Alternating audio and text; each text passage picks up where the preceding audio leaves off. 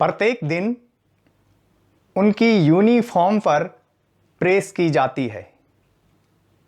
उनके जूते पॉलिश किए जाते हैं। हर दिन उनका बिस्तर लगाया जाता है। प्रत्येक दिन सुबह 4:30 पर उन्हें चाय दी जाती है। सुबह 9 बजे नाश्ता और शाम को 7 बजे रात का भोजन। भारतीय सेना के 5 जवान हर समय 24 घंटे उनकी सेवा में तैनात रहते हैं।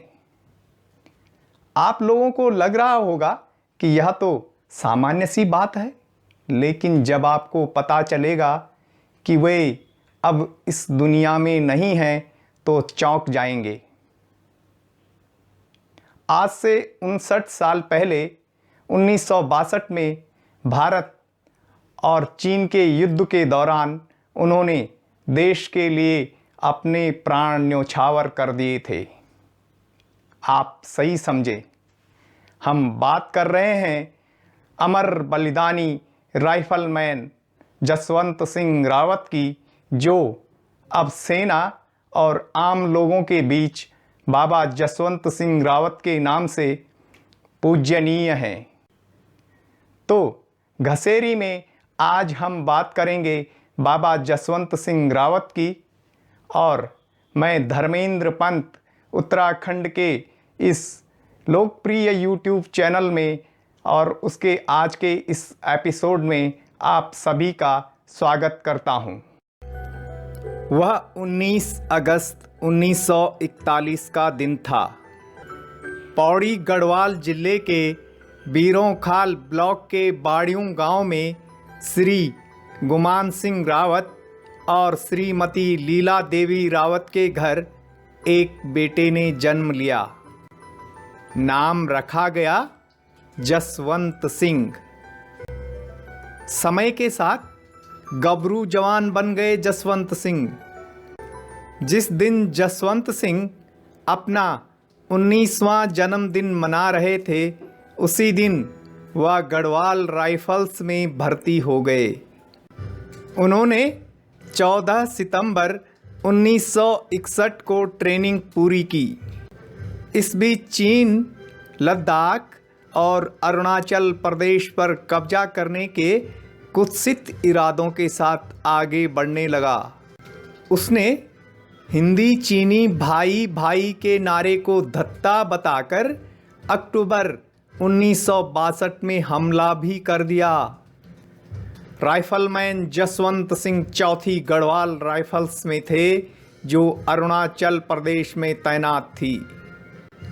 नवंबर में भारत चीन युद्ध अंतिम चरण में पहुंच चुका था। 14,000 फीट की ऊंचाई पर स्थित सेला टॉप में गढ़वाल राइफल्स की सेना चीनियों का डटकर सामना कर रही थी, लेकिन गोला बारूद और अन्य सामग्री की कमी के कारण बटालियन को वापस लौटने का आदेश दे दिया गया। राइफलमैन जसवंत सिंह वहीं डटे रहे। उनका मानना था कि यदि वह हट गए तो चीन अरुणाचल प्रदेश के इस हिस्से पर कब्जा कर लेगा। उनका साथ उनके 2 अन्य साथियों लांस नायक त्रिलोक सिंह नेगी और गोपाल सिंह गुसाई ने दिया। उन्होंने चीन के एक बंकर पर ग्रेनेड फेंका और फिर वहां से बाहर निकल रहे चीनी सैनिकों पर हमला बोल दिया। उन्होंने कई चीनी सैनिकों को मार गिराया और उनकी मशीन गन छीन दी। लांस नायक त्रिलोक सिंह नेगी और गोपाल सिंह गुसाई शहीद हो गए।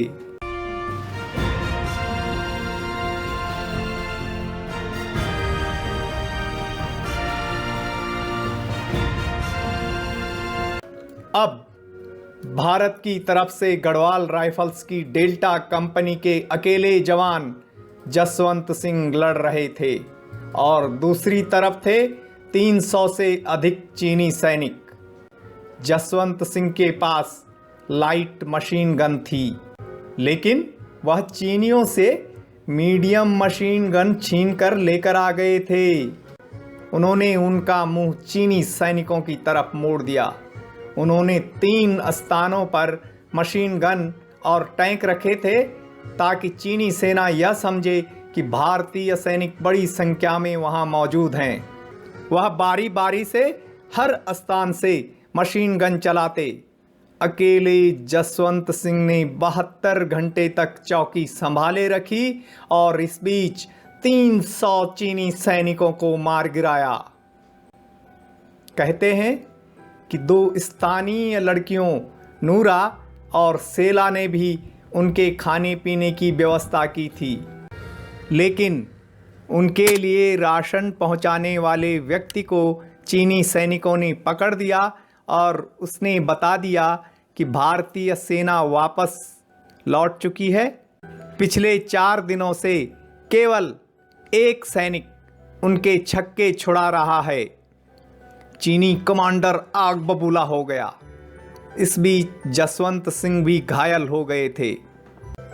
उनके पास गोला बारूद भी खत्म हो गया था। इस वीर सैनिक को दुश्मन की कैद में रहना मंजूर नहीं था। उन्होंने आखिरी गोली अपने ही सीने में उतार दी। चीनी कमांडर ने उनका सिर धड़ से अलग किया और उसे अपने साथ ले गया, लेकिन वह जसवंत सिंह की बहादुरी से बेहद प्रभावित था और जब युद्ध समाप्त हो गया तो उसने जसवंत सिंह की प्रतिमा बनवाकर भारतीय सैनिकों को भेंट की थी। अब आप यह भी जानना चाहेंगे कि भारतीय सेना से राइफलमैन जसवंत सिंह रावत को क्या सम्मान मिला था। पहले उनका कोर्ट मार्शल कर दिया गया था। क्यों? क्योंकि उन्होंने आदेश का पालन नहीं किया था और वह वापस नहीं लौटे थे। सेना को हालांकि जल्द ही अपनी गलती का एहसास हो गया और उसने अपना निर्णय बदल दिया। राइफलमैन जसवंत सिंह रावत को मरणोपरांत महावीर चक्र से सम्मानित किया गया। आज भी आप यदि लैंसडाउन जाते हैं तो वहां पर गढ़वाल राइफल्स के महावीर चक्र विजेता अधिकारियों और जवानों के नामों की सूची में आपको राइफलमैन जसवंत सिंह रावत का नाम भी मिल जाएगा। लेकिन जो बहादुरी उन्होंने दिखाई थी उससे वास्तव में वह परमवीर चक्र पाने के हकदार थे। देश का सर्वोच्च सैन्य सम्मान जसवंत सिंह रावत को मिलना चाहिए था।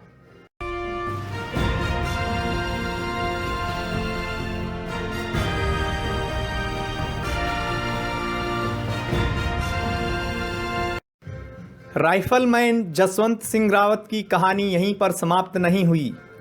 आप आश्चर्य करेंगे कि उन्होंने मरने के बाद भी चौकी संभाले रखी थी। उस स्थान पर उनका मंदिर बनाया गया जहां पर उन्होंने मोर्चा संभाला था। उस स्थान का नाम रखा गया जसवंतगढ़। सेना ने भी अपने इस जवान के प्रति सम्मान दिखाते हुए उन्हें सेवानिवृत्त नहीं किया। उनकी पदोन्नति यानी प्रमोशन होता रहा।